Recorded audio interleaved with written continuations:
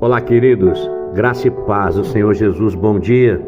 Aqui quem fala é o pastor Tião e eu tenho uma palavra para compartilhar ao teu coração nessa manhã. O texto está lá na carta aos Hebreus, no capítulo 5. Eu quero ler do versículo 5 até o 9 apenas, que diz assim a palavra do Senhor: da mesma forma, Cristo, ele não tomou para si a glória de se tornar o sumo sacerdote. Mas Deus, ele lhe disse: tu és o meu filho, eu hoje te gerei. E diz no outro lugar: tu és sacerdote para sempre, segundo a ordem de Melquisedeque. Durante os seus dias de vida aqui na terra, Jesus, ele ofereceu orações e súplicas em alta voz e com lágrimas. Aquele que o podia salvar da morte, sendo ouvido por causa da sua reverente submissão.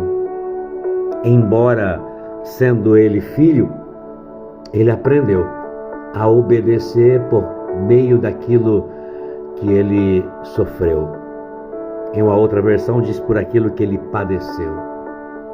E uma vez aperfeiçoada, tornou-se a fonte eterna da salvação para todos os que lhe obedecem. Uau! Queridos, Jesus, ele se fez carne, ele se fez homem. Jesus andou na terra, o Jesus homem, ele passou por situações que nós também passamos, iremos passar ainda na nossa vida. Mas sabe o que é lindo? É que a Bíblia diz que a vida de Jesus, a sua vida, era pautada em uma vida de oração. É interessante que o versículo 7 fala que durante os seus dias de vida na terra, Jesus ofereceu orações e súplicas em alta voz e com lágrimas. Uau! Irmãos, Jesus, ele orava. E porque ele orava, eu e você, meu irmão, minha irmã, nós também precisamos orar. Nós precisamos ter uma prática de oração, uma cultura de oração. Jesus passou por um processo esse que eu e você também nós vamos precisar passar. É necessário isso. Qual é o processo, pastor? O processo de aprender a se sujeitar, a se submeter à vontade do Pai. Submeter e sujeitar o que é natural e o que é espiritual. Sujeitar a toda a vontade da carne à vontade do Espírito. Sujeitar a carne à vontade de Deus. Sabe, irmãos, eu não estou falando de alguém que é governado pelo temporal, não. São governados pelas coisas temporais, não é isso. Eu estou falando de alguém que é governado pelas coisas eternas, pelas celestiais. Alguém que os seus olhos estão no alto. Alguém que decide ouvir a voz de Deus, não a voz do seu coração, não a voz dos seus sentimentos, não a voz da situação, do hoje, do agora. Ei, irmão, entenda uma coisa, por favor, nessa manhã: ninguém poderá ver a Cristo, ou seja, ter a revelação de Cristo, se não for por esse processo de sujeição à vontade de Deus. Se não for por esse processo, as orações daquela pessoa que não é governada pelas coisas eternas, elas não irão fluir, meu irmão, minha irmã. Elas não irão fluir, queridos. Elas não fluem, porque elas só nascem quando tem uma necessidade de algo.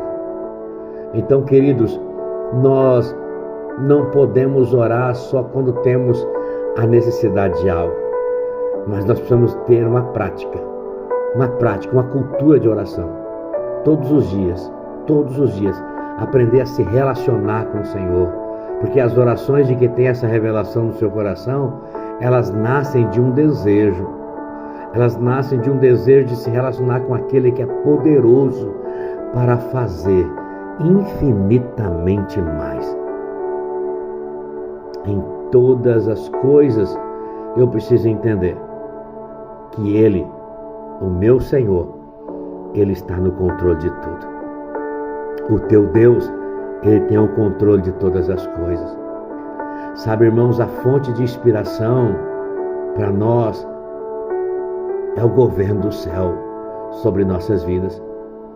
De alguém que diz: eu sei, eu bem sei que o meu Redentor vive, e por fim Ele vai se levantar em meu favor. Então eu não vou agir no impulso, agir na emoção, tomar decisões, sabe, sem uma certeza, sem uma convicção de que Deus realmente quer. O versículo 8 vai dizer assim, que ainda que Jesus era filho, presta atenção nisso, ainda que Ele era filho, Ele aprendeu a obediência com aquilo que Ele padeceu e sofreu. Ele não fugiu do processo, Ele não fugiu do tratamento, Ele não fugiu do confronto, Ele não fugiu do tempo difícil, mas Ele permaneceu, Ele submeteu à vontade de Deus, Ele aprendeu. Meu Deus, como isso aqui é forte. Jesus não perdeu a identidade de filho, mas Ele submeteu ao processo. Ele colocou Deus, Ele colocou o Pai em primeiro lugar na sua vida. Porque, irmãos, eu concluo com essa frase: quem decide que tipo de vida vai levar é somente você mesmo. Somente você pode decidir isso. Deus não pode decidir por você e nem o diabo pode decidir por você. Somos nós que decidimos viver ou não todos os processos de Deus, sujeitando e submetendo com a vontade eterna do céu. Que o Senhor te abençoe nessa manhã e te guarde. Que o Senhor faça resplandecer o seu rosto sobre ti. E te conceda a graça. Que o Senhor volte para ti o seu rosto e te dê a paz. Deus abençoe, meu irmão, minha irmã.